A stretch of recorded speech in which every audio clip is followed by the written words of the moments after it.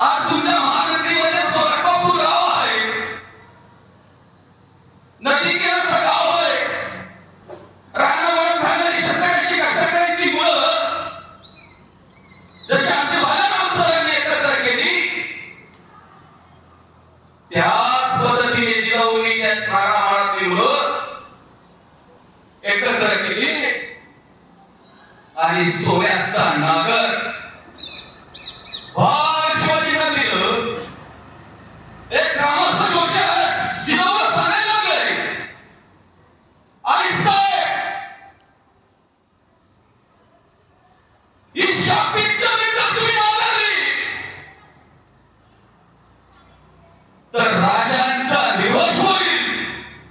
ही जमीन नाकारू नका आई साहेब, ही जमीन नाकारू नका. जिजाऊ मागं हटल्या नाही अशा अंधश्रद्धेवरती माझा विश्वास नाही आणि जमीन नांगरायला सुरुवात केली. जिकडे तिकडे जमीन नांगरणी सुरू झाली. शेतकऱ्यांना पीक डोळ्यावरती आलं, पण अर्थसहाय्य करायला कोणीच नाही. या महाराष्ट्रातल्या ह्या देशातली पहिली आर्थिक बँक राष्ट्रमाता जिजाऊनी काढली. त्या बँकेचं नाव होतं सौराज्य. अशी बँक कशी जिजाऊनी काढली आणि त्या बँकेच्या संस्थापिका होत्या राजमाता राष्ट्रमाता जिजाऊ. शेतकऱ्यांना कर्ज द्यायला लागल्या, ही डोळ्यावर आलेलं बळीजोडी द्यायला लागल्या. शेतकऱ्यांची पीक एकदम डोळायला लागले आणि काही प्राणी त्याच्यामध्ये त्या पिकाची नाश करायला लागले. शेतकरी धावपळ जिजाऊ उभ्या राहिल्या. जिजाऊला सांगायला लागले,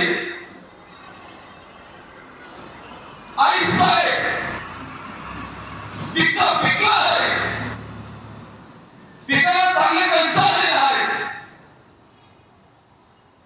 पण काही जनावर जे आहेत त्या पिकाची नासधूस करतात. आई साहेब जिजाऊनी निरीक्षणपणे एका दगडात 2 पक्षी मारले. दौडी दिली गेली. जे का पिकाची रक्षण करणारी मुलं या प्राण्यांचा बंदोबस्त करतील, या प्राण्यांची शक्ती आणून देईल, त्यांना सोन्याचं कळं दिलं जाईल. तरुण टाकली मुलं तयार झाली. शक्ती आणायला लागली, कळे घ्यायला लागली, शक्ती आणायला लागली, कळे घ्यायला लागली. यांची संकल्पना जिजाऊची होती की एक पिकांचंही रक्षण होऊ शकतं आणि सौराज्यामध्ये चांगले तरुण आपल्याला मिळू शकतात.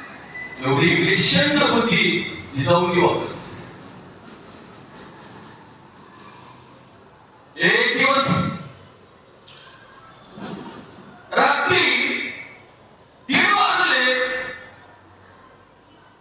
एक तरुण एक प्राण्याला घेऊन शिकार करून आणि पहारेकरीला अडवलं त्याला. अरे काय, अहो माझी साहेबांनी दौडी दिली होती, बघा मी शिकार करून आणली. अरे 1:30 वाजले रात्रीचे. नाही,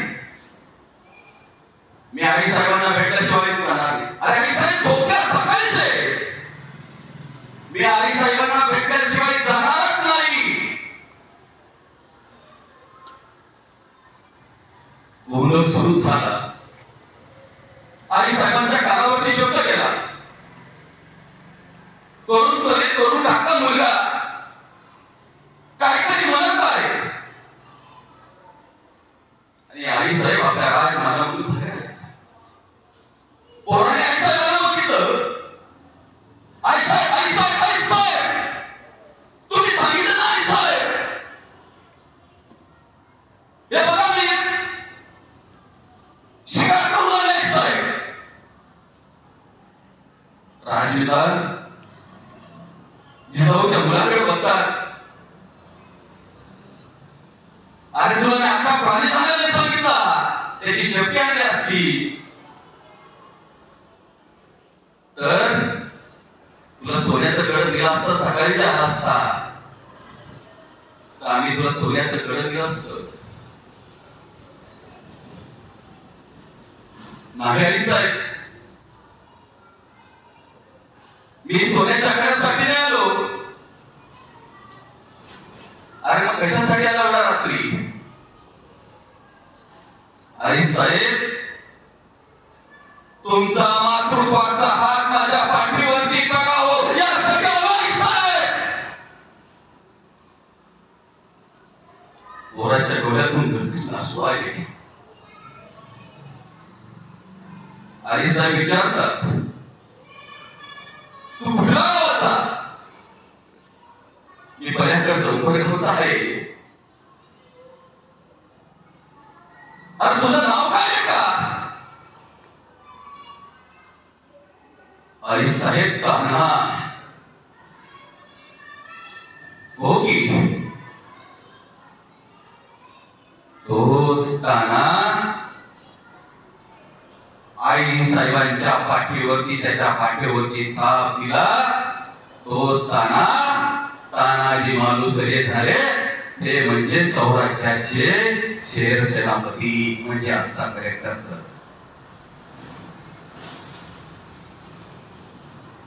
तुम्हाला कलेक्टर व्हायचं आहे का? कलेक्टर व्हायचे की नाही? आवाज यायचा ना. तुम्ही कधी भालेराव सारे शाळेतले विद्यार्थी आहे, तुमचा आवाज दमदार पाहिजे. ही संकल्पना शहाजीराजेंची जिजाऊंची सरांनी या ग्रामीण क्षेत्रामध्ये केली. शहरामध्ये कोणी इंटरनॅशनल शाळा काढतो, सरांनी एकदम तिथल्या ग्रामीण शहरात कष्टकरी शेतकऱ्याच्या मुलांसाठी, कष्टकऱ्यांच्या मुलांसाठी संस्था काढल्या. आणि तुमच्या टाळ्या लागल्या पाहिजे. कोणाकोणाला कलेक्टर व्हायचं आहे? कलेक्टर व्हायचं आहे तुम्हाला? टाळ्या तर झाल्या पाहिजे तुमच्या.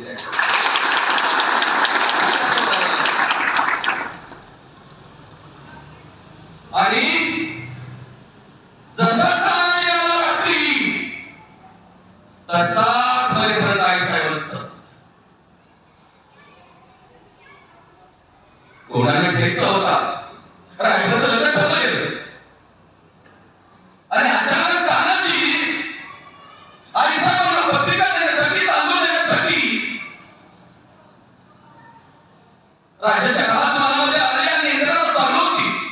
तानाजीच्या कानावरती गेली शब्द. राजा स्वतः मोहिमेवरती पळण्यासाठी जात आहे. आणि त्यावेळेस तानाजी काय म्हणतात, पोराच्या पोराचं लग्न, रायबाचं लग्न ठरलं गेलं. बेलपत्रीने आई साहेबांना आशीर्वाद दिला. अरे ताना, तुझ्या रायबाचं लग्न आहे, तू लग्न पाहता राहावं. आई साहेब एवढी मोठी मोहीम राजांना तुम्ही पाठवला. ताना असल्यामुळं नाही साहेब बेलपत्री उचलली आणि तानाजी कोणाला घ्यायला निघाली. गेलेला तानाजी परतच आला नाही. गड आला पण सिंह गेला. राज रडत आहे, आई साहेब रडत आहेत. लाख गेले तरी चालेल, लाखाचा पोसेचा जगला गेला पाहिजे. आणि तानाजी वीरगती झाली. त्या कोंडाणा घेताना रायबाच्या लग्नामध्ये आई साहेब जिजाऊ स्वतः तिथं जातीने उपस्थिती राहिले. जिथं तानाजीची गंगूला पडली तिथं राजमाता जिजाऊ तिथं राहिले आणि रायबाचं लग्न आनंदाने पार पाडलं. म्हणून सौराज्य हे तलवारीवरच्या टोकावरती निर्माण नाही झालं तर आई साहेबांच्या आशीर्वादाने ही सौराज्य निर्माण झालेले आहे आणि ते पीक म्हणजे आमचे शरदजी भालेराव हे पीक ज्या महानगरीमध्ये दिसत आहे हे तुमच्या माझ्यासारखे ही संकल्पना जिजाऊची होती. मित्रांनो तुमचं ध्येय काय होतं? आज स्वामी विवेकानंदांची ही जयंती आहे. स्वामी विवेकानंद एक आंब्याचं झाड करतात आणि आंब्याच्या झाडावर चढल्यानंतर स्वामी विवेकानंद त्या बागाची दाखल करणारा माणूस येतो आणि ह्या लहानशा स्वामीला सांगतात, अरे त्या आंब्याच्या झाडावरती दूध बसलेला आहे, खाली उतर. ते लहानसं स्वामी विवेकानंद जो त्यांना तो राखण करणारा जो बापेकरी असतो, पहिले मी त्या भुताला पाहतो नंतर मी आंबे तोडतो. म्हणजे तुमच्यातली भीती काय केली आहे?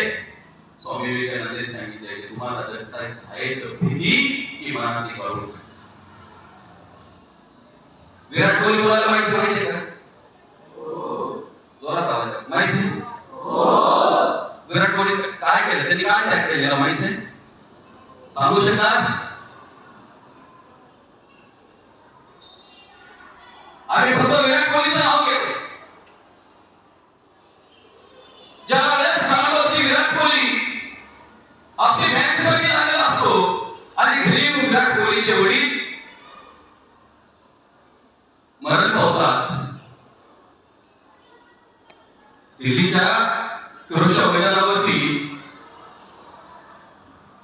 बेंगलोर विरुद्ध दिल्लीची मॅच असते आणि विराटला एक त्यांचा मित्र सायकल घेऊन ग्राउंडवर येतो. अरे घरी असं तुझे वडील वारले, चल घरी. तसाच विराट ग्राउंडवरून घरी येतो सायकली आणि बसलेले असते वडिलांच्या पितळजवळ आणि या विराटला आपली आई सांगते, का करता? आई साहेब वडील वारले माझे. अरे तुझे वडील तर जिवंत राहिले असते, तू काय केलं असतं? मी ग्राउंडवर मॅच खेळत गेलो असतो. आणि विराट कसा सायकल घेऊन ग्राउंडवर गेला आणि खेळत राहिला, रन काढत राहिला. त्या दिवशी जर विराट कोहलीने त्याग केला नसता तर champion and champion Virat Kohli तुम्हा आम्हाला दिसला नसता. हेच वाक्य मी मला विद्यार्थ्यांना सांगतो. ज्याप्रमाणे विराट कोहलीने प्रॅक्टिस केली आणि रन काढत गेला म्हणून तो चॅम्पियन अँड चॅम्पियन झाला. तुम्ही कधी भालेराव शाळेतले विद्यार्थी आहे, तुम्ही जसा अभ्यास करणार, जितका अभ्यास करणार, तितका त्याग करणार, तितका अनुभव याच्यामध्ये तुमचं नाव राहणार.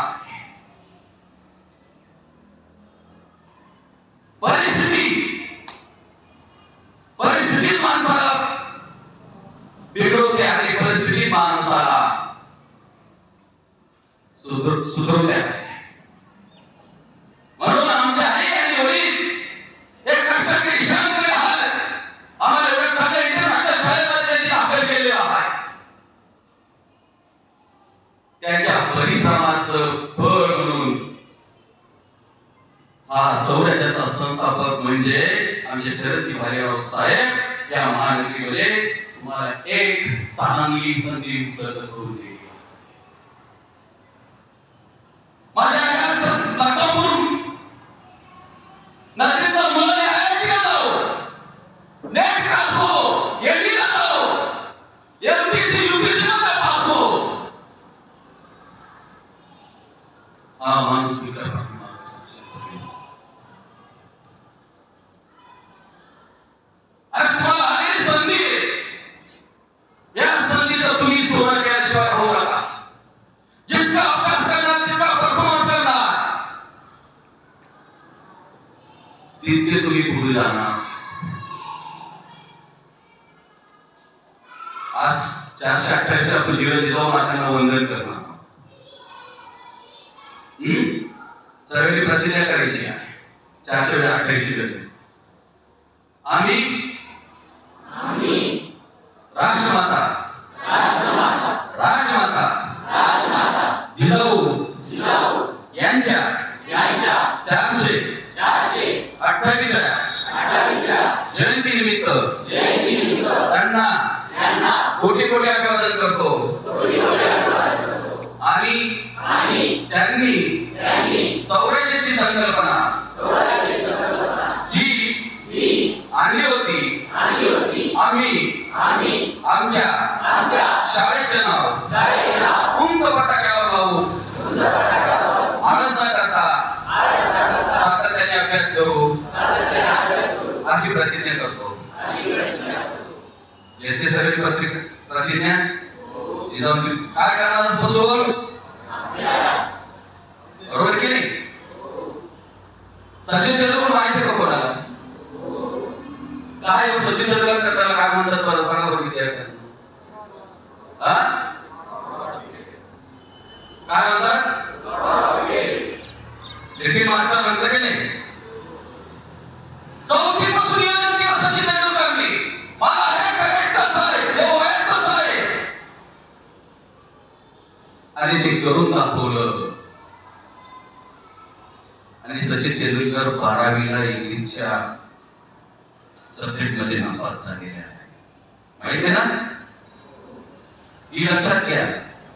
तरी सचिन तेंडुलकरांचा 12वीच्या पुस्तकात धडा आलेला. ही अपेक्षा तुम्ही व्यक्त करायची आहे.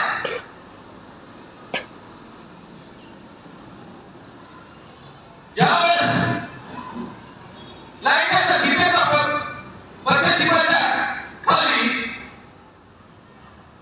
डॉक्टर बाबासाहेब आंबेडकर अभ्यास करायचे आणि अभ्यासाच्या जीवावरती डॉक्टर बाबासाहेब आंबेडकर या भारतीय राज्यघटनेचे काय झाले? शिल्पकार झाले. बाबासाहेबांच्या वडिलांची परिस्थिती एकदम गरिबीची होती. बाबासाहेबांना एक पुस्तक घेऊ शकत नव्हते.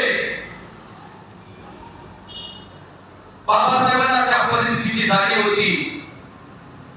एखादं पुस्तक बाबासाहेबांच्या हातात आलं ते पुस्तक पुन्हा वाचायची गरज येणार नाही असं बाबासाहेब वाचायचे. हेच पुस्तकाचं पेज नंबर 430 वरती आर्टिकल काय आहे ते 20 वर्षानंतर 30 वर्षानंतर बाबासाहेबांना विचारलं तर बाबासाहेब ते पेज आणि ते आर्टिकल सांगायचे. आज ही कोलंबिया विद्यापीठाचा जो विद्यार्थी वर्गाच्या बाहेर शिकत होता, गणित सोडवता येत असताना बाबासाहेबांना गणितात फळ्यापर्यंत जाऊ दिलं नाही. तो विद्यार्थी शिक्षणाच्या जोरावरती the knowledge of the symbol आज विद्या कोलंबिया विश्वविद्यालयामध्ये जा. शतकातील सर्वात गुणवंत विद्यार्थी असतील ते डॉक्टर बाबासाहेब आंबेडकर. परिस्थिती तुम्हाला व्हायचं आहे की नाही? कोणाकोणाला व्हायचं आहे? आवाज यायचा तुम्ही. ही सर्व संधी तुम्हाला या ग्रामीण क्षेत्रामध्ये सरांनी उपलब्ध करून दिली.